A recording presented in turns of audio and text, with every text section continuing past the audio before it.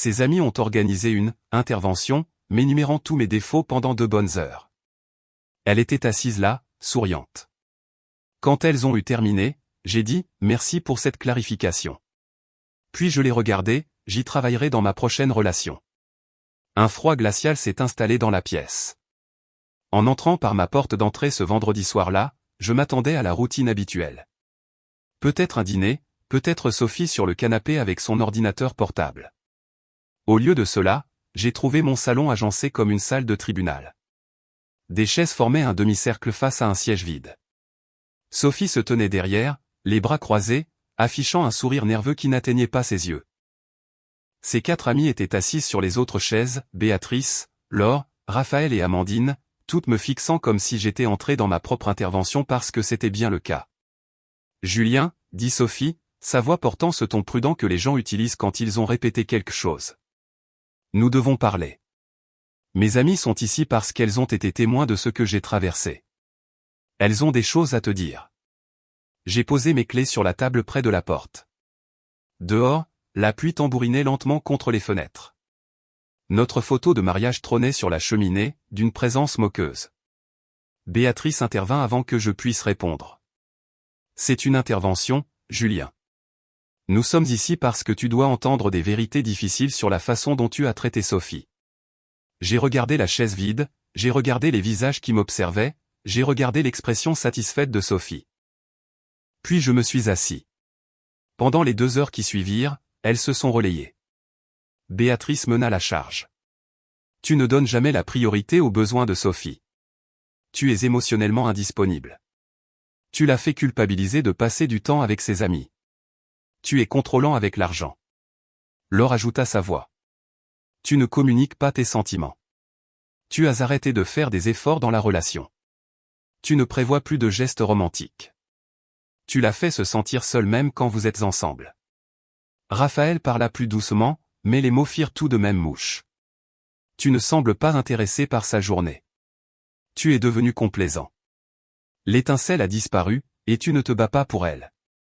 Amandine asséna les coups les plus vils. Nous avons toutes vu à quel point tu es déconnecté. Aux soirées, tu interagis à peine. Tu n'apprécies pas ce que tu as.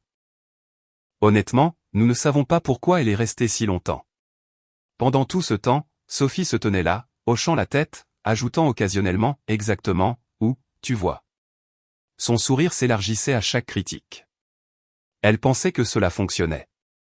Je suis resté assis en silence, prenant des notes mentales. J'ai reconnu les discours préparés, j'ai remarqué comment les accusations devenaient plus personnelles à mesure qu'elles se nourrissaient de l'énergie des autres. J'ai vu Amandine enregistrer des passages sur son téléphone, mais j'ai surtout remarqué les dates qu'elle mentionnait comme exemple les moments où elle disait que j'étais distant ou indisponible. Elle correspondait parfaitement au soir où je soupçonnais maintenant Sophie de voir quelqu'un d'autre. Ce n'était pas une intervention. C'était du théâtre. Sophie voulait que j'explose, que je lui donne des munitions, que je sois le méchant dans l'histoire qu'elle se racontait. Je n'allais pas lui donner cette satisfaction. Quand elles eurent enfin terminé, la pièce tomba dans le silence.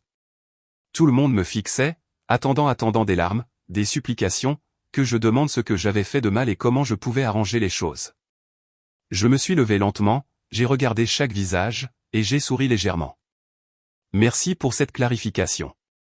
La confusion se propagea dans le groupe. Je me suis tourné vers Sophie et j'ai soutenu son regard. J'y travaillerai dans ma prochaine relation. La pièce se figea. Le verre de vin de Béatrice s'arrêta à mi-chemin de sa bouche.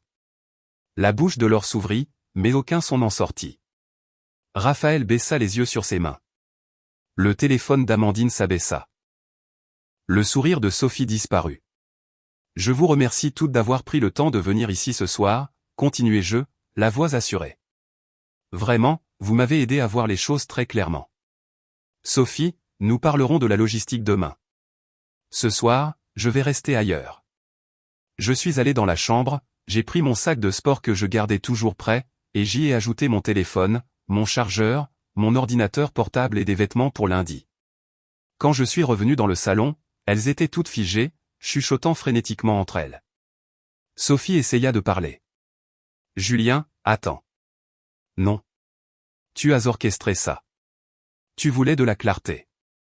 Nous l'avons tous les deux maintenant. Je suis sorti sous la pluie. Mon téléphone vibrait déjà de messages avant même que j'atteigne ma voiture. J'ai démarré le moteur et je suis parti. Ni en colère, ni triste, juste lucide. La chambre d'hôtel à la Croix-Rousse était exactement ce dont j'avais besoin, propre, calme, impersonnel. Je me suis assis au petit bureau avec mon ordinateur portable pendant que mon téléphone continuait sa symphonie de vibrations, 15 messages, 7 appels. Je les ai tous ignorés sauf une réponse à Sophie. Je passerai demain après-midi vers 14 h pour prendre d'autres vêtements. S'il te plaît, assure-toi que tes amis ne sont pas là. Puis j'ai ouvert notre compte de carte de crédit commun et j'ai commencé à chercher. Les schémas sont apparus rapidement. Des dépenses de restaurant les soirs où Sophie disait avoir des soirées entre filles, mais les montants ne correspondaient pas trop cher pour une seule personne. Le 12 octobre, le bœuf d'argent, 170 €. Ce soir-là, elle m'avait envoyé un message pour me dire qu'elle prenait un verre tranquillement avec Béatrice, mais Béatrice avait publié sur Instagram une soirée cinéma avec son mari. Puis les hôtels. Hôtel Bellecour, le 20 septembre, une facturation à la journée, 230 €. Le 28 septembre, même hôtel. Le 15 octobre. Le 29 octobre. Tous en semaine, tous à des moments où elle disait travailler tard. J'ai créé une feuille de calcul, date, dépenses, montant, ce que Sophie me disait qu'elle faisait, ce qui s'était réellement passé. Le total s'élevait à 3 000 € sur 8 mois.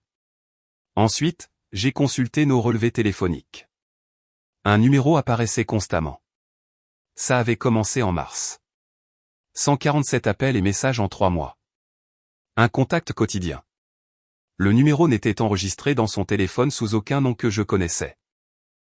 Je l'ai passé dans une recherche inversée de numéros, Clément Bernard, 33 ans, région de Lyon. Facebook m'a appris le reste.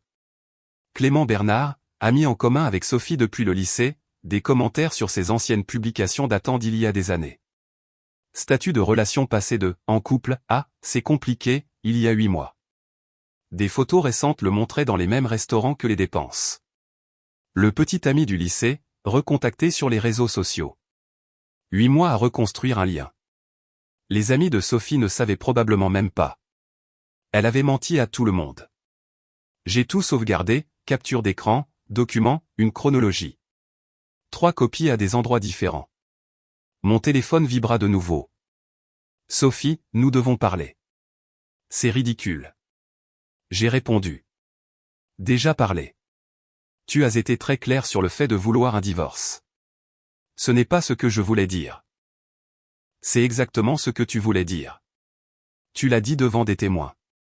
Lundi matin, j'étais assis dans le bureau de Cathy, Dubois au 42e étage de la tour Pardieu. Les fenêtres donnaient sur la Saône. Professionnelle, brillante exactement ce dont j'avais besoin. Je lui ai tendu le dossier organisé, documentation financière, relevé téléphonique, chronologie, capture d'écran des réseaux sociaux, et note de l'intervention de vendredi. Elle a lu en silence pendant 6 minutes, puis a levé les yeux. C'est remarquablement complet. Depuis combien de temps soupçonniez-vous quelque chose? 2 mois avec certitude. 4 mois de vague malaise avant cela. Malin. La plupart des gens confrontent immédiatement et perdent les preuves. Elle tapota le dossier. Vous nous avez donné une position exceptionnellement forte. Quelqu'un a-t-il enregistré l'intervention? Amandine enregistrait des passages sur son téléphone. Excellent. Une tentative d'humiliation publique avec des témoins.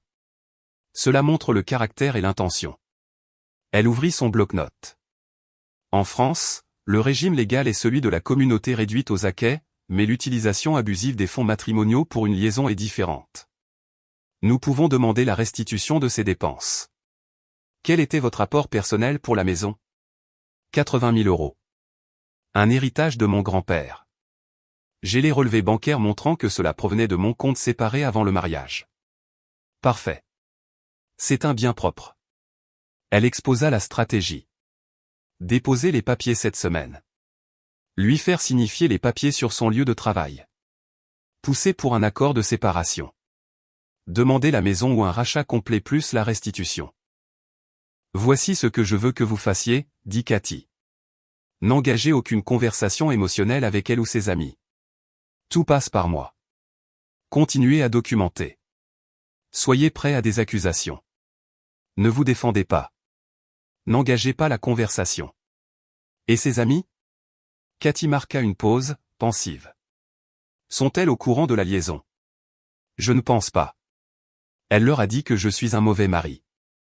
Elle a menti à tout le monde. Intéressant. Les gens qui organisent des humiliations publiques le font généralement depuis une position de supériorité morale.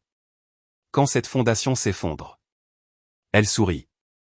Laissez-moi réfléchir à ça. Avant que les papiers légaux ne soient signifiés, je devais récupérer plus de mes affaires. Samedi à 14 h, je suis arrivé à la maison. La voiture de Sophie était là. Pas d'amis, heureusement.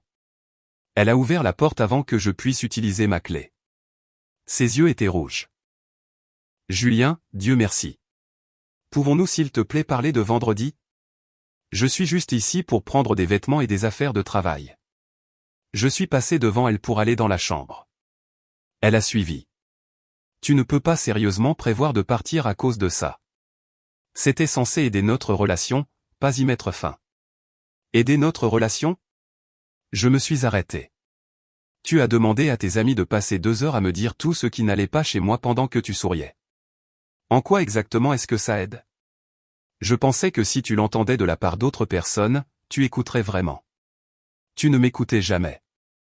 J'ai écouté chaque mot vendredi soir. Très clairement. J'ai commencé à faire mes bagages. C'est à ce moment-là que j'ai décidé d'abattre mes cartes. Laisse-moi te poser une question. Le 12 octobre. Où étais-tu? Elle cligna des yeux. Quoi? Le 12 octobre? Un vendredi. Tu m'as envoyé un message pour dire que tu prenais un verre avec Béatrice. Où étais-tu en réalité? J'étais avec Béatrice. Pourquoi Parce que Béatrice a publié sur Instagram ce soir-là. Elle était à la maison avec son mari pour une soirée cinéma. Alors, où étais-tu? Sophie devint blême. Je ne me souviens pas de chaque soir. Le bœuf d'argent, 170 € sur notre carte de crédit. Dîner pour 2. Avec qui étais-tu? C'était probablement. J'ai dû voir l'or. Le 20 septembre, hôtel Bellecour, tarif à la journée, 230 €. Le 28 septembre, même hôtel. Le 15 octobre. Le 29 octobre. Toutes les fois où tu disais travailler tard. Des frais d'hôtel, à chaque fois. Qu'est-ce que tu fais? Tu m'espionnes? C'est de la folie. C'est du contrôle. J'ai sorti mon téléphone et je lui ai montré la capture d'écran. Ce numéro. 147 appels en 3 mois. Des messages quotidiens. Qui est Clément Bernard? Elle se figea complètement. Les réseaux sociaux sont très informatifs. Petit ami du lycée, recontacté cette année. Toutes ses dépenses, tous ses hôtels, toutes ses nuits tardives. Depuis combien de temps, Sophie? Ses larmes se mirent à couler. Ce n'est pas ce que tu penses. C'est exactement ce que je pense. 8 mois, depuis mars. Tu le vois tout en disant à tes amis que je suis le problème. Le savait-elle? Est-ce que Béatrice et Laure savaient que tu me trompais quand elles ont passé 2 heures vendredi soir à me dire que je n'étais pas assez bien? Je ne te trompais pas. Ce n'était pas physique. Les reçus d'hôtel disent le contraire. Elle s'effondra. On ne faisait que parler au début. Il me comprenait. Tu travaillais toujours, tu étais toujours distant. Alors, vendredi soir, c'était quoi? Ta stratégie de sortie? Faire de moi le méchant pour que tu puisses partir sans être la mauvaise personne? Non. Je voulais qu'on s'en sorte. Je voulais que tu changes pour que je n'ai pas besoin d'eux. Elle s'arrêta. Pour que tu n'aies pas besoin de lui. J'ai ri sans humour. Ce n'est pas comme ça que les relations fonctionnent. Si tu étais malheureuse, tu parles à ton conjoint. Tu ne trompes pas, puis tu organises une humiliation publique pour le justifier. Elle changea de tactique. Je vais rompre complètement avec lui. On peut aller en thérapie. On peut arranger ça. Maintenant tu veux arranger ça. Après avoir organisé une intervention pour me briser. Après que tes amis aient enregistré des passages sur leur téléphone. Après 8 mois de mensonges. Elles ne savent pas pour Clément. Elles pensent que tu es négligent. Je peux leur dire que c'était un malentendu. Oh, tu vas leur dire quelque chose, mais ce ne sera pas un malentendu. Ses yeux s'écarquillèrent. Qu'est-ce que ça veut dire? Ça veut dire que je dépose une demande de divorce cette semaine, et que tes amis vont apprendre exactement pourquoi. Tu ne peux pas leur dire. Ça m'humilierait, ça ruinerait mes amitiés. Comme tu as essayé de m'humilier vendredi devant ces mêmes amis alors que j'étais assis là, sachant que tu leur mentais à toutes? C'est différent. Non, c'est exactement la même chose. Sauf que j'ai des preuves. Elle était maintenant en pleine panique. Julien, s'il te plaît. Nous sommes ensemble depuis 6 ans, mariés depuis 4. Ça doit bien compter pour quelque chose. Ça comptait pour quelque chose. Ça comptait assez pour que j'aie droit à une conversation honnête au lieu d'une embuscade. Ça comptait assez pour que tu ne dépenses pas notre argent avec un autre homme. Ça comptait assez pour que tu ne mentes pas à tout le monde que nous connaissons. J'ai attrapé ma valise. Mon avocate prendra contact pour la logistique. Ton avocate? Tu as déjà engagé une avocate? Engagée samedi matin.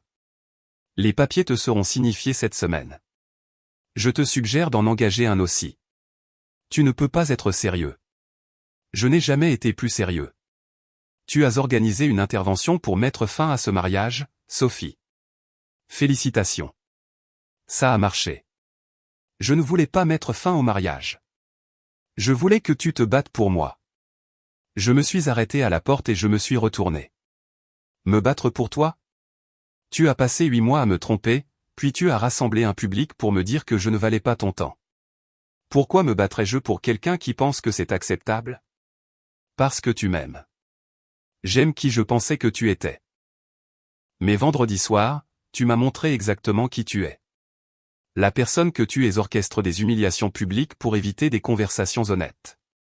Ce n'est pas quelqu'un pour qui il vaut la peine de se battre. C'est quelqu'un qu'il faut quitter. Je l'ai laissé planter dans l'embrasure de la porte. Les jours suivants furent flous. Les papiers furent signifiés mercredi matin au café où Sophie retrouvait ses amis. Béatrice et Laure étaient là. Elles ont vu son visage devenir blanc comme un linge quand l'huissier lui a tendu l'enveloppe. Mon téléphone a explosé. Sophie a appelé 12 fois et a envoyé plus de 20 messages. Béatrice a appelé 3 fois avec des messages sur la façon dont je détruisais Sophie. Laure a envoyé des messages disant que cela semblait réparable. Raphaël a envoyé un message espérant que nous allions bien tous les deux.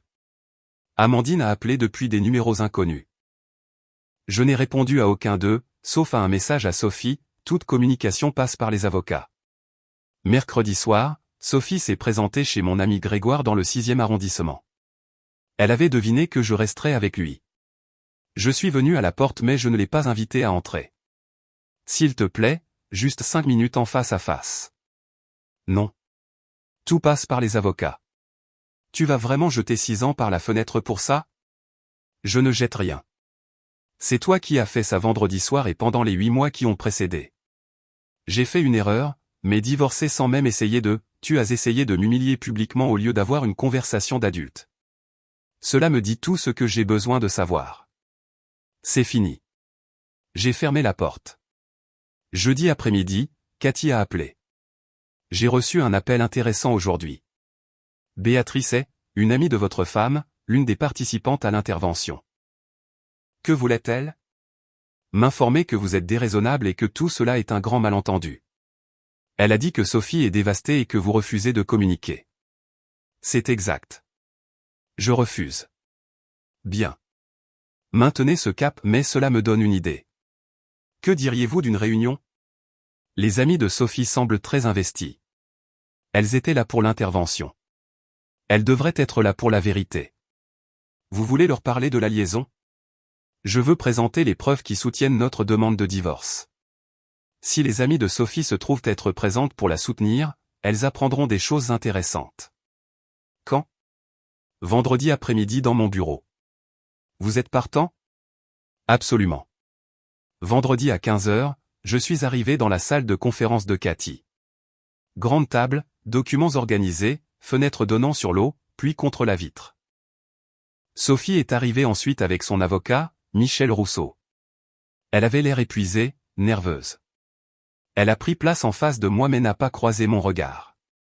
Puis les amis sont arrivés, Béatrice, Laure, Raphaël et Amandine, confuses mais invitées par Sophie pour la soutenir. Elles ont rempli les chaises autour de son côté de la table. Cathy commença. Je vous remercie toutes d'être venues. Je suis Catherine Dubois, représentant Julien Thornton. Voici Michel Rousseau, représentant Sophie Thornton. Je comprends que certaines d'entre vous sont ici pour apporter leur soutien, ce qui est très bien. Vous allez entendre des informations privées. Si quelqu'un est mal à l'aise, vous êtes libre de partir. Personne ne bougea. Excellent. Commençons. Michel, vous avez vu notre requête, restitution complète des fonds matrimoniaux détournés, la maison ou un rachat équivalent, partage standard des actifs. Votre cliente conteste ces termes. Michel commença à répondre, mais Cathy le coupa. Laissez-moi vous arrêter. Les demandes sont basées sur des preuves documentées d'infidélité financière et de faute conjugale. Peut-être serait-il utile que tout le monde comprenne la base de notre position. Elle ouvrit le premier dossier et fit glisser des copies sur la table. Ce sont des relevés de cartes de crédit du compte matrimonial commun, de mars à novembre. J'attire votre attention sur les dépenses surlignées. Les amis se penchèrent pour regarder. Sophie devint blême. Béatrice lut à voix haute, ce ne sont que des dépenses de restaurant. Les gens mangent au restaurant. Oui, mais notez les montants et les dates. Le 12 octobre, le bœuf d'argent, 170 €. Dîner pour deux. Sophie, vous avez envoyé un message à Julien ce soir-là pour lui dire que vous preniez un verre avec Béatrice. Béatrice, étiez-vous avec Sophie le 12 octobre? Béatrice hésita. Il faudrait que je vérifie. Laure dit doucement, tu n'y étais pas. C'est le soir où tu as publié sur la soirée cinéma avec Didier. Béatrice regarda Sophie. Sauf? Sophie ne dit rien. Cathy continua. Le 20 septembre, hôtel Bellecour, tarif à la journée. Le 28 septembre, même hôtel. Le 15 octobre. Le 29 octobre. Tous en milieu de semaine. Tous pendant les heures où Sophie disait à Julien qu'elle travaillait tard ou voyait des amis. Amandine regarda les relevés. Pourquoi aurait-elle besoin d'un hôtel à Lyon? Nous vivons tout ici. Cathy ouvrit le deuxième dossier. Relevé téléphonique du forfait cellulaire commun. Un numéro apparaît 147 fois en 3 mois. Communication quotidienne. Le numéro appartient à Clément Bernard, l'ex-petit ami de Sophie du lycée. Ils ont renoué contact sur les réseaux sociaux en mars. La voix de Raphaël tremblait. Sophie? Tu parlais à Clément? Ton ex, Clément?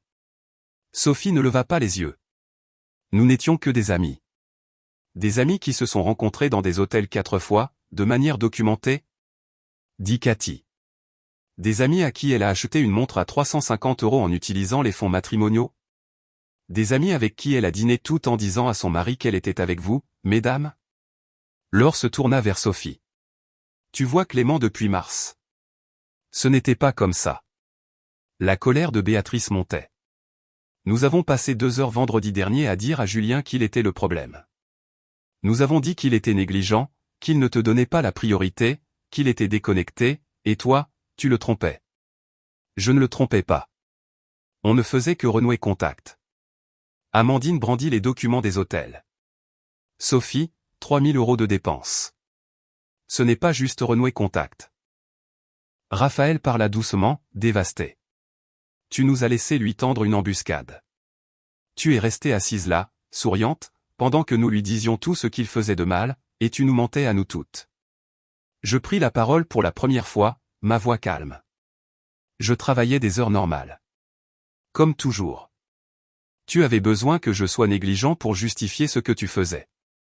Alors, tu as raconté une histoire à tes amis, et elles t'ont cru. Béatrice se tourna vers moi. Pourquoi ne t'es-tu pas défendu vendredi? Pourquoi ne nous as-tu rien dit? Parce que je voulais voir jusqu'où elle irait, dis-je. Elle est allée assez loin. Cathy insista. Sophie, avez-vous informé vos amis à propos de Clément avant l'intervention? Silence. Avez-vous dit à quelqu'un que vous rencontriez votre ex-petite amie plusieurs fois par semaine? Non, murmura Sophie.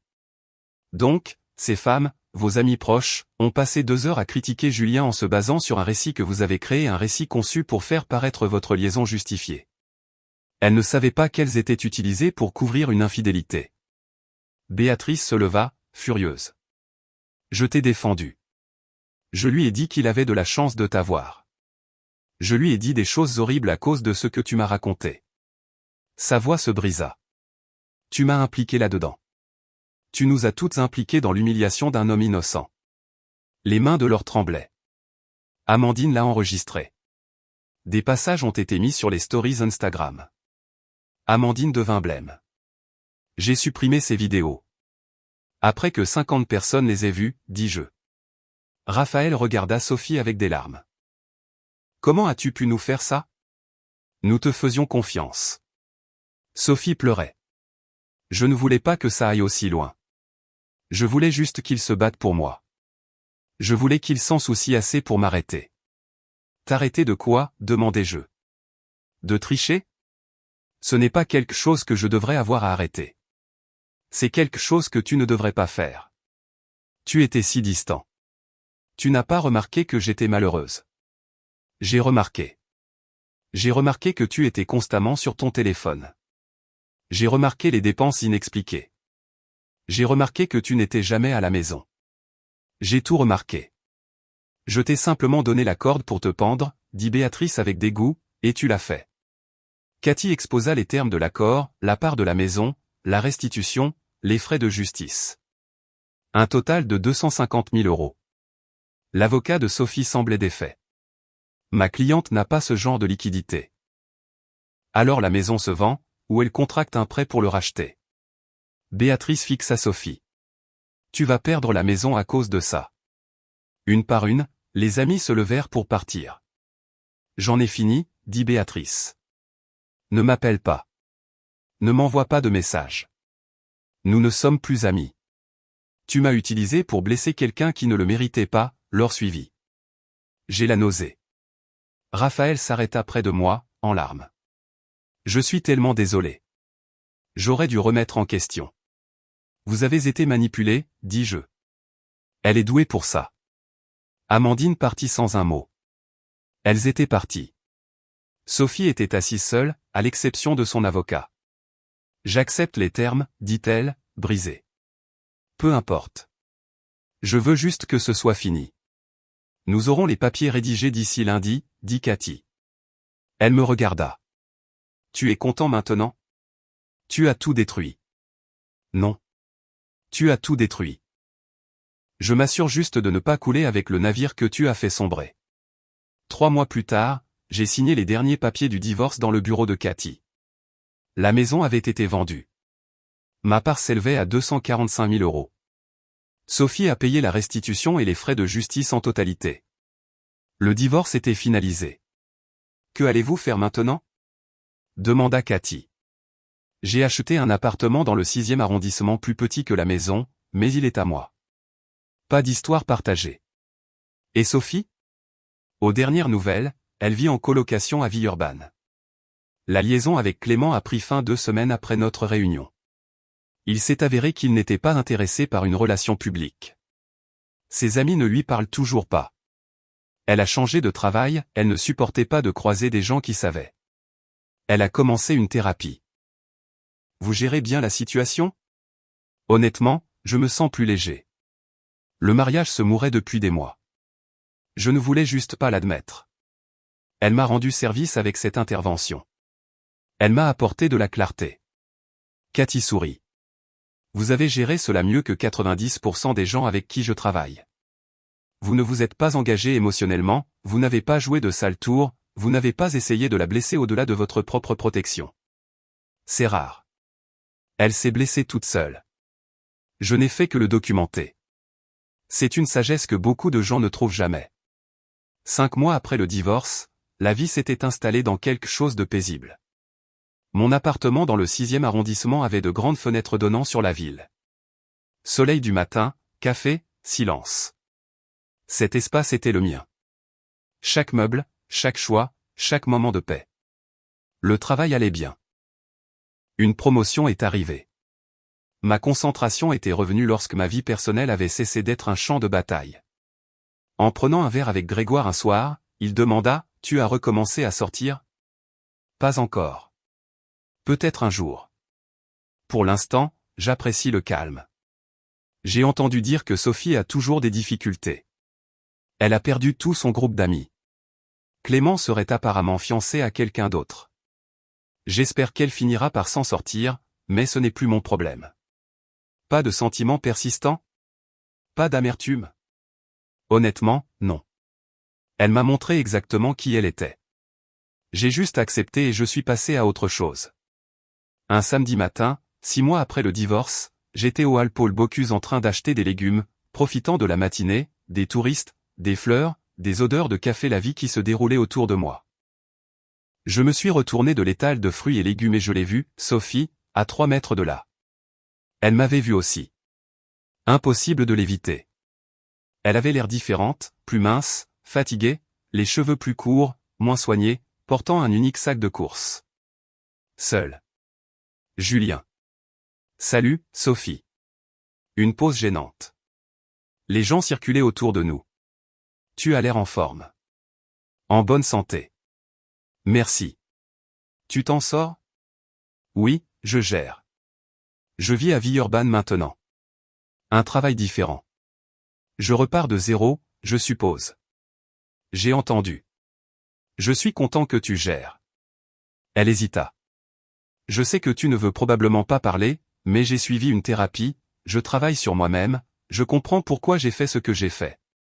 C'est bien. Tout le monde devrait faire une thérapie. Je voulais m'excuser.